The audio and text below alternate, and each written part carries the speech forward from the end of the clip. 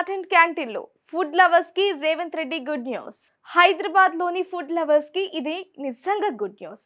తక్కువ ధరలోనే నాణ్యమైన non veg వంటకాలు అందుబాటులోకి రానున్నాయి.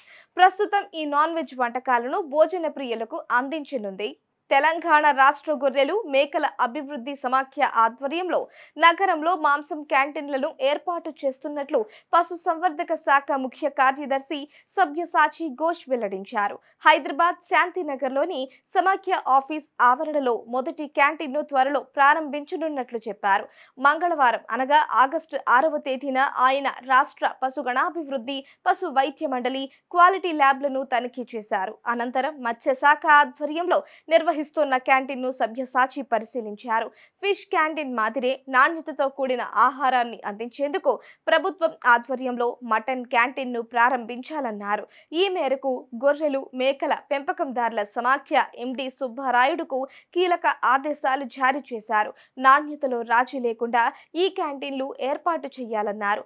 రీజనబుల్ ధరలో మటన్ బిర్యానీ, పాయ, కీమా, గూడా ఫ్రై, పత్తర్కా గోష్లతో పాటు ఇతర మాంసాహార వంటకాలను ఈ క్యాంటీన్లలో విక్రయించనున్నారు. కాగా గత బీఆర్ఎస్ ప్రభుత్వమే ఈ క్యాంటీన్లు ఏర్పాటు చేయాలని భావించిన పనులు ముందుకు సాగలేదు. ఇక ఇప్పటికే శాంతినగర్ లోనే ఫిష్ క్యాంటీన్ నిర్వహిస్తున్నారు.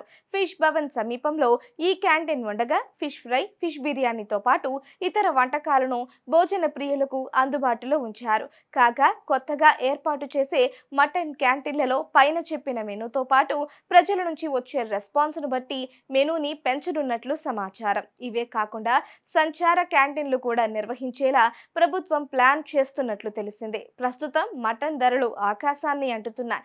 కేజీ మటన్ 800 నుంచి 1000 రూపాయల మధ్య పలుకుతోంది. హోటళ్లలో బిర్యానీ ధరలు కూడా సామాన్యులకు అందనంత ఎత్తులో ఉన్నాయి.